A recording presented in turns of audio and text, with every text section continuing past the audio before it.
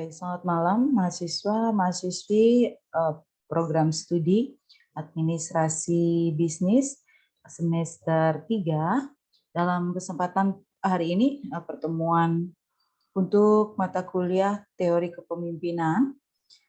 Saya akan menambahkan materi yang minggu lalu. Kita melanjutkan kembali untuk pembahasan 4 karakteristik utama kepemimpinan dalam mengefektifkan organisasi.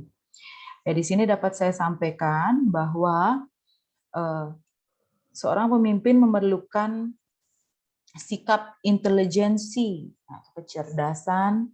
Ya, jadi para pemimpin yang efektif ya memimpin itu adalah orang yang memiliki tujuan.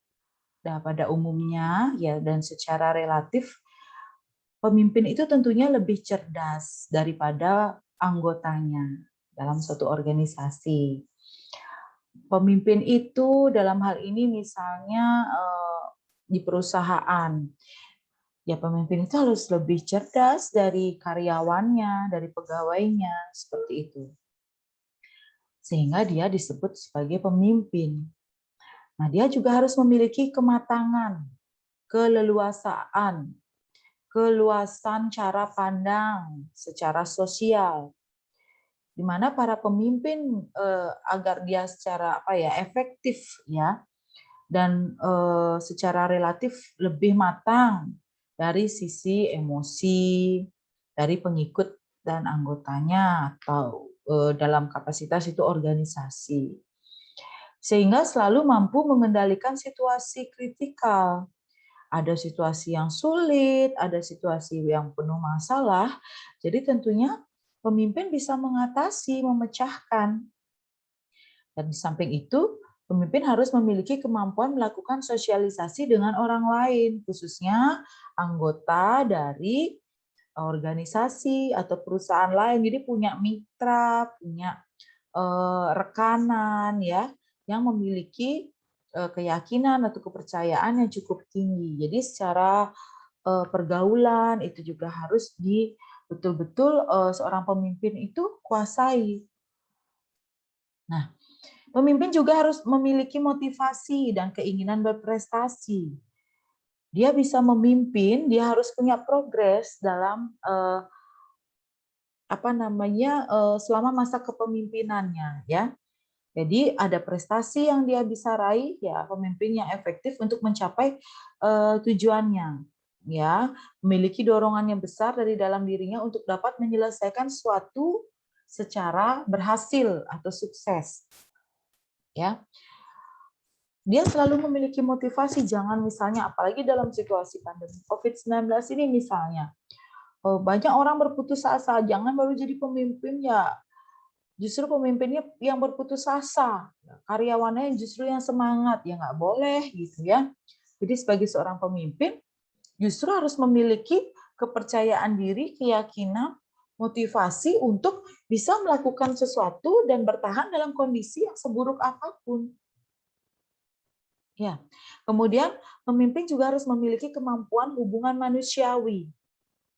Ya, para pemimpin yang efektif untuk mencapai tujuannya ya pada umumnya secara relatif dia harus mengetahui bahwa usahanya itu untuk mencapai sesuatu.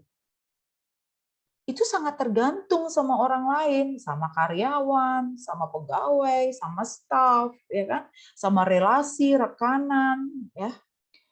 Atau dalam suatu organisasi ya sama anggota organisasinya.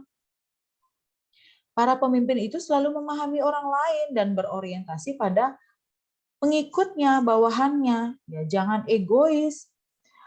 Apapun hak yang harus diterima oleh pegawainya, dia harus memberikan. Jangan kewajiban orangnya aja yang diminta, tapi haknya tidak diberikan. Seperti apa? Gaji sesuai dengan UMR, kemudian tunjangan, ya, kemudian tunjangan tidak hanya tunjangan untuk insentif, ada untuk kesehatan, tenaga kerjaan, ya habis itu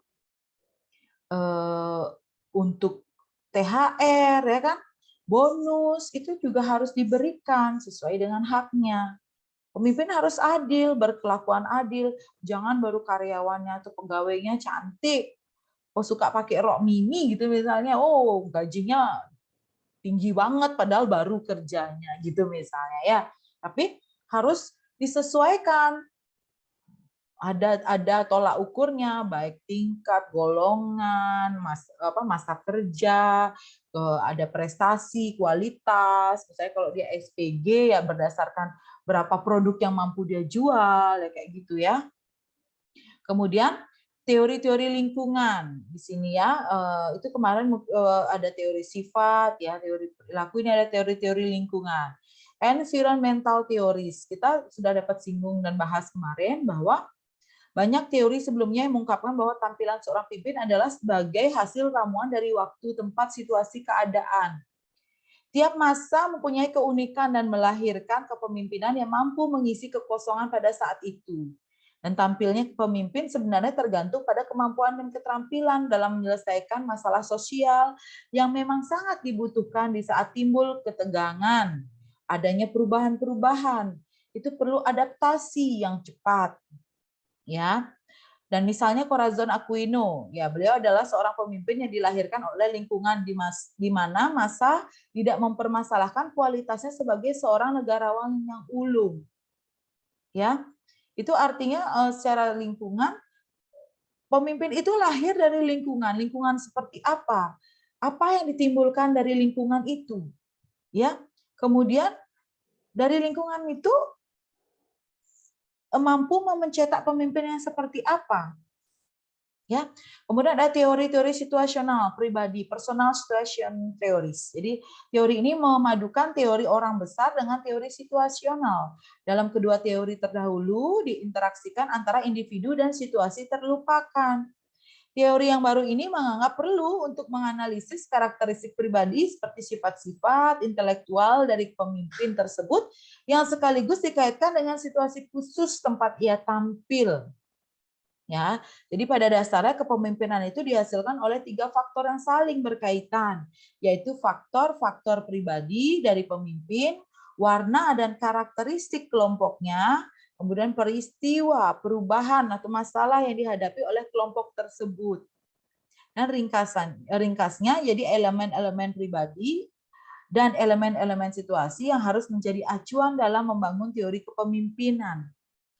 Jadi teori situasional pribadi ini adalah bagaimana interaksi melihat sesuai dengan karakteristik pribadi individu ya, kemudian dan mengacu pada situasi yang ada di lingkungan ya, lingkungan tersebut ya. Misalnya ada situasi nih, kalau di sini contohnya sih seperti teori kepemimpinan itu untuk yang partai ya, misalnya kalau ada warna, karakteristik kelompok, itu kan situasi ya, pada saat ada peristiwa apa, masalah apa, bagaimana situasinya ya kan, situasi pribadi dari seorang pemimpin itu, misalnya dia lagi ada masalah di organisasinya atau di mana, seperti berbeda pembawaannya, sikapnya itu misalnya. Kemudian teori-teori psikoanalitik. Jadi teori menginterpretasikan bahwa pemimpin itu sebagai figur seorang ayah, sebagai sumber kasih dan ketakutan. Dia sebagai simbol dari super ego, sebagai tempat pelampiasan kekecewaan, frustasi, agresivitas para pengikut, tetapi juga sebagai orang yang membagi kasih kepada pengikutnya. Banyak pemimpin serupa yang dapat ditelusuri karakteristik kepemimpinannya sejak anak-anak dari budayanya dan dari hubungannya dengan orang tuanya. Misalnya pemimpin semacam Hitler, ya tipe dan karakteristik. Jadi di sini lebih bersifat ke pemimpin itu dilihat berdasarkan ya. Jadi menganggap bahwa pemimpin itu adalah panutan kita. Pemimpin itu adalah ayah, pemimpin itu adalah induk organisasi kita. Ibaratnya dia adalah induknya, kita adalah ekornya, pengikutnya. Ya, pemimpin itu super ego. Jadi apa yang dia putuskan harus dilaksanakan. Ya, terlepas benar atau tidak, sesuai atau tidak. Jadi bagi dalam organisasi bahwa ketika seorang pemimpin menyampaikan sesuatu, menyatakan sesuatu, apapun yang dia nyatakan, walaupun dia salah, dia tetap benar gitu. Jadi seperti itu. Ya, hal ini tentu tidak urung ada pengaruh dari dorongan-dorongan aspek biologis, termasuk insting-insting, ya, dunia batin yang mengajarkan prinsip kenikmatan, aspek kepribadian untuk berhubungan dengan baik pada dunia nyata. Ego dapat membedakan sesuatu yang ada di dalam batin dengan adanya di dunia luar. Secara prinsip tuh ego adalah prinsip kenyataan. Kemudian superego, aspek sosiologi kepribadian atau badan moral. Superego merupakan wakil dari nilai-nilai norma yang diajarkan oleh orang tua kita pada anak-anaknya. Nah, itu membentuk sifat karakter kita, ya. Jadi kita mau jadi orang yang kekeh, ya, kukuh dengan pendirian yang tidak bisa digoyahkan seperti itu. Dan ada teori-teori antisipasi interaksi. Ya, variabel ini ada kepemimpinan yang lebih ke action, interaction, dan sentiments, ya, secara frekuensi, interaksi dan peran serta dalam aktivitas bersama ini meningkatkan maka perasaan saling memiliki akan timbul dengan norma-norma kelompok akan makin jelas, apalagi semakin tinggi jabatan orang-orang dalam kelompok, semakin mudah aktivitas mereka mendekati atau sesuai dengan norma-norma kelompok, semakin melebar interaksi dan semakin banyak orang dalam kelompok itu yang terlibat dalam interaksi. Jadi adanya teori leader rule, jadi pemimpin ini beraksi, ya, berinteraksi dan memiliki sensitivitas, ya, dalam melakukan suatu kegiatan yang bersifat secara norma, ya,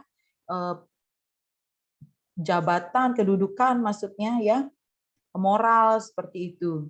Dan two state model. Jadi model ini mengungkapkan bahwa bila pemimpin meningkatkan keterampilan bawahannya, sebenarnya itu juga akan dorong bawahan untuk meningkatkan motivasinya. Dengan demikian keterampilan dan motivasi itu akan memperbaiki efektivitas bawahannya sendiri.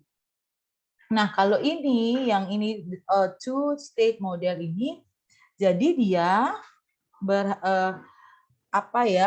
jadi atasan itu, seorang pemimpin itu memberikan peluang atau kesempatan bagi bawahannya untuk berkembang, berinteraksi. Oh, dia mau ikut kegiatan diklat, pelatihan atau apa untuk mengembangkan profesi dirinya dia, karirnya dia, begitu. Ya, itu yang harus kita inginkan, ya. Nah, selanjutnya ada teori-teori manusiawi. Humanistic theory. Jadi teori ini menekankan pada pertumbuhan dan perkembangan dari suatu organisasi yang efektif dan kohesif. Jadi kalau manusia adalah organisme yang dapat dimotivasi, maka organisasi justru dapat dimanipulasi dan dikendalikan. Oleh karena itu, fungsi kepemimpinan di sini adalah memodifikasi organisasi sedemikian rupa sehingga orang-orang dalam organisasi merasa memiliki kebebasan untuk merealisasi potensi motivasinya dalam memenuhi kebutuhannya, tetapi juga pada saat yang bersamaan dapat memberikan kontribusi dalam mencapai tujuan organisasi. Ya, teori-teori manusiawi ini memberikan kesempatan kepada pegawainya, stafnya, ya kan, kepada anggotanya, ya, secara motivasi, ya, memberikan motivasi sedemikian rupa seorang pemimpin itu agar dia tuh merasa nyaman dalam organisasi tersebut, bahwa ini loh organisasi juga punyanya kamu, bukan punya saya saja. Silakan kamu ikut mengembangkan, gitu, ya. Artinya sama-sama rasa memiliki itu. Kemudian teori-teori pertukaran. Jadi teori ini berpandangan bahwa sebenarnya interaksi sosial merupakan suatu bentuk pertukaran, a form of exchange. Jadi di mana anggota-anggota kelompok memberikan dan menerima kontribusi secara sukarela atau cuma-cuma. Dan interaksi ini berjalan berjalan terus ya, karena anggota-anggotanya merasakan manfaat darinya, bukan saja antar sesama mereka sebagai anggota, tetapi bermanfaat juga antar sesama bawahan dan pimpinan sebagai atasan. Ya, adanya pertukaran, kita saling mengisi ya. Oh, habis ini kamu sini, ini kamu ke sini, mutasi lah istilahnya, merasakan ya. Kalau dalam pemerintahan seperti mutasi dia. Oh, kamu biar pernah kamu merasakan jadi bagian ini, biar kamu pernah merasakan, biar nggak kamu bilang saya begini begitu, coba kamu yang ngerasain seperti itu misalnya ya. Kemudian di sini ada fundamental value ya, jadi honesty, truth, kemudian justice, jadi adil, keadilan ya, respect, dan menghargai semua pendapat, aktivitas atau siapapun. Kemudian akuntabilitas, responsibility, itu jadi sikap bertanggung jawab. Prinsip dasar kepemimpinan ya dia memperluas cakrawala serta membantu meningkatkan kemampuan kita ya, ini ya, kemampuan kita nih sebagai anak buah gitu ya. Meningkatkan kemampuan kita sebagai seorang pemimpin ya, mengusahakan peningkatan sikap dan kepribadian kita serta meningkatkan kepekaan terhadap lingkungan, terus mengusahakan para pemimpin yang juga merupakan panutan yang berkemampuan memimpin dengan memberikannya dia membina organisasi serta mengembangkan tugasnya berdasarkan prinsip-prinsip organisasi dan manajemen yang efisien dan rasional. Cara mempelajari kepemimpinan yaitu dengan mengetahui prinsip leadership dan mengartikan dengan pengalaman. Yang kedua adalah belajar dari orang lain sesuai dengan pengalaman melalui teori. Kemudian menjelaskan singkat dari penjelasan singkat ini tentang OSDAT adalah yang mengatur sistem dari suatu organisasi. OSDAT itu singkatan dari Organization, System, Do It, Audit, dan tinjauan manajemen tindak lanjut. Nah, organisasi ya, jadi suatu wadahnya, lembaganya, sistemnya terkait visi, misi, kebijakan, program, kegiatan untuk mencapai target, do it, standarnya atau ukurannya, audit, apakah langkah kita sudah benar atau tidak, apa yang harus dilakukan. Dan audit terdiri dari audit internal dan audit eksternal. Kemudian tinjauan manajemennya seperti apa, dan tindak lanjutnya seperti apa. Nah, di sini juga saya sampaikan pengertian pemimpin. Pengertian pemimpin di sini ya dapat dilihat bahwa kepemimpinan adalah kemampuan untuk mempengaruhi, menggerakkan, dan mengarahkan suatu tindakan pada diri seorang atau kelompok orang untuk mencapai tujuan tertentu pada situasi tertentu. Pengertian manajemen, yaitu manajemen adalah kemampuan menggerakkan dan mengarahkan untuk mencapai tujuan yang telah ditentukan menggunakan tenaga orang lain. Kemudian kemampuan eksekutif, yaitu kemampuan seorang eksekutif untuk mempengaruhi, menggerakkan dan mengarahkan seorang atau sekelompok orang pada suatu organisasi dalam mendayagunakan sumber daya manusia, ya, sumber daya material, teknologi maupun finansial demi tercapainya tujuan organisasi secara efektif. Ya, demikian dapat saya jelaskan. Jadi untuk tugas minggu depan, saya minta Anda membuat suatu video kelompok, ya, yang memerankan Anda sebagai seorang pemimpin dalam satu perusahaan. Nah, saya minta ada konflik di sana. Bagaimana yang akan dinilai adalah bagaimana pemimpin mengambil sikap, melakukan tindakan memecahkan masalah, dan yang dilihat atau dinilai adalah apa konflik yang ditimbulkan dan seberapa besar kebijakan yang diambil untuk mempengaruhi langkah ke depan seorang pemimpin itu guna tetap mempertahankan organisasinya kah atau perusahaannya kah, bahkan mempertahankan layak tidaknya kehidupan manusia yang ada di dalamnya, yaitu ya pegawainya, ya atau stafnya atau karyawannya, seperti itu. Ya. Kelompok 4 sampai 5 orang yang saya minta adalah makalah yang terselip di sana berupa dialog. Makalah terdiri dari 3 bab. Bab 1 yaitu pendahuluan, bab 2 pembahasan, bab 3 penutup. Mohon isi cover, nama-nama kelompoknya beserta NIM, kemudian tetap diisi daftar isi, kemudian diisi bab 1, 2, dan 3-nya, kemudian terakhir diisi penutupnya, yaitu kesimpulan dan saran. Nah, itu dari saya. Terima kasih sudah menyaksikan YouTube ini.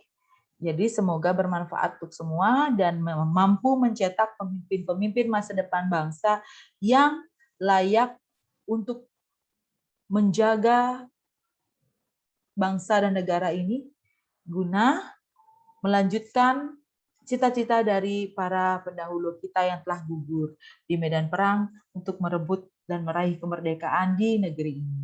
Demikian dari saya, sampai jumpa minggu depan. Terima kasih.